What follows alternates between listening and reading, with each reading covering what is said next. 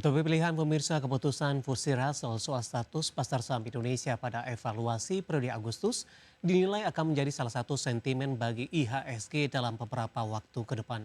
Adapun analis meyakini Fusi Russell masih akan menilai konsistensi kebijakan dan efektivitas reformasi pasar modal Indonesia.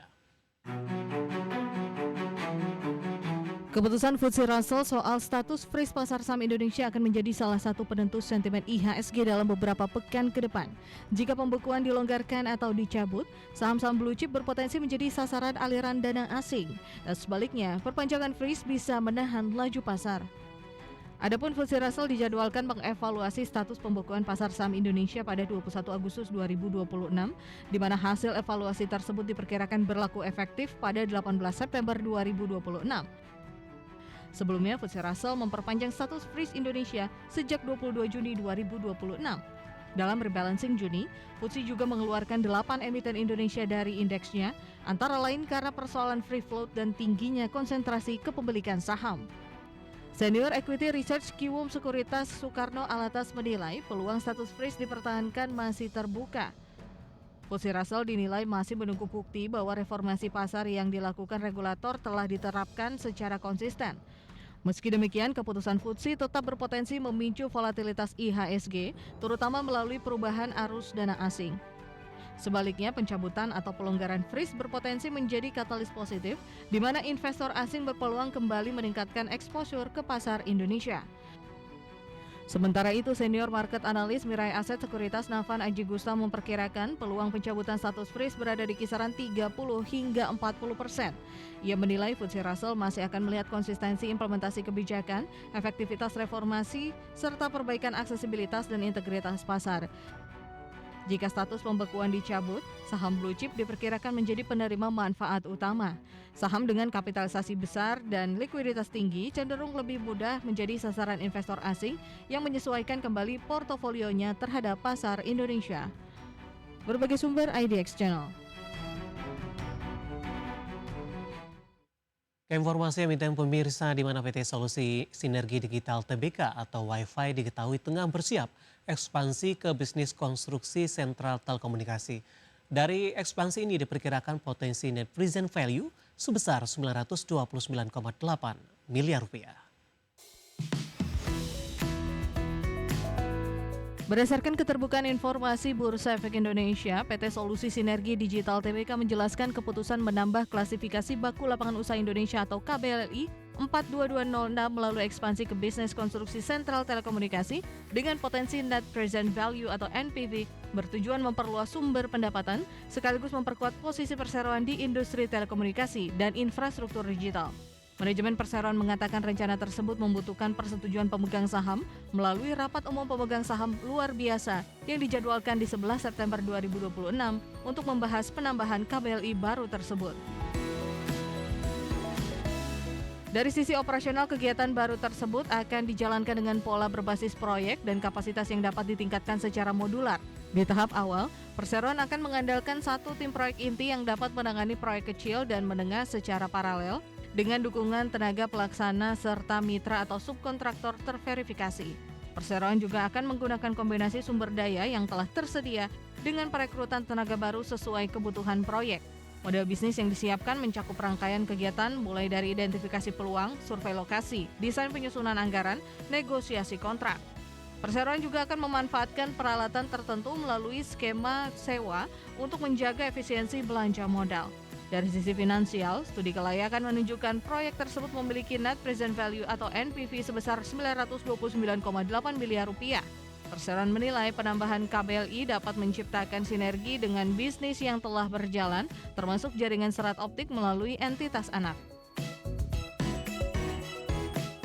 Dalam jangka menengah dan panjang, kegiatan baru tersebut diharapkan memperbesar pendapatan usaha, meningkatkan laba, mendiversifikasi sumber pendapatan, serta memperkuat struktur bisnis perseroan.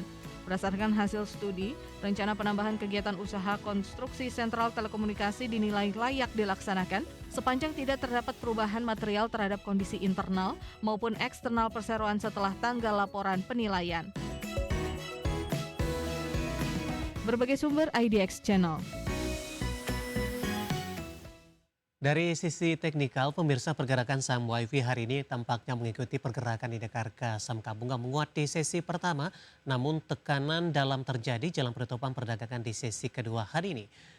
Dapat Anda saksikan grafis yang pertama di layar televisi Anda pemirsa di penutupan perdagangan hari sebelumnya atau di pekan sebelumnya ditutup di level 2020, kemudian dibuka menguat di 2050, kemudian melanjutkan penguatan signifikan ke 2080 intraday tertinggi hari ini 1150. Terjadi pembalikan arah yang cukup signifikan ke level 1955 di mana posisi WiFi berbalik ke zona merah. Di penutupan di 2000 masih bertahan di zona merah, kemudian di pembukaan sesi kedua di 2010 masih bertahan di zona merah. Saat ini tekanan semakin dalam pemirsa, beberapa menit jelang penutupan melemah di 2,23% di 1975 dan sudah meninggalkan level 2000-an. Beralih ke grafis selanjutnya, kita akan coba lihat pergerakan saham WiFi dalam beberapa bulan terakhir. Di 9 Maret diperdagangkan di 1945, April mengalami lonjakan yang cukup signifikan ke 2530, Mei dan Juni mengalami tekanan yang cukup dalam hingga ke 1365. 16 Juli mencoba bangkit untuk ke level 2040. Di perdagangan hari ini saham WiFi sempat menguat ke 2080 dan saat ini melemah di 2,23% dan kembali meninggalkan level 2000-an. Dari sisi valuasi, kita akan coba lihat grafis selanjutnya. PER-nya di 16,03 kali, PSR-nya di 3,38 kali, PBV-nya di 1,39 kali dan PCFR minus di 4,12 kali. Kombinasi secara fundamental, teknikal dan juga dari sisi valuasi, dan semoga bisa menjadi referensi untuk Anda, pemirsa IDX Channel. Dan selanjutnya mari kita coba simak beberapa sentimen yang berkembang yang berhasil dihimpun oleh tim redaksi kami dan diproyeksikan akan mempengaruhi pergerakan indeks harga saham gabungan dan didominasi oleh sentimen internasional. Informasinya apa saja? Mari kita coba simak rangkumannya berikut ini. Iran menyatakan pembukaan kembali Selat Hormuz masih bergantung pada pemenuhan sejumlah tuntutan oleh Amerika Serikat meski Teheran mengungkapkan kesepakatan dengan Oman mengenai jalur pelayaran baru di kawasan tersebut hampir rampung. Mengutip Reuters, Menteri Luar Negeri Iran Abbas Araghchi mengatakan kesepakatan dengan Oman terkait Selat Hormuz telah memasuki tahap akhir. Namun Teheran menegaskan kesepakatan tersebut belum secara otomatis membuka kembali jalur pelayaran Selat Hormuz.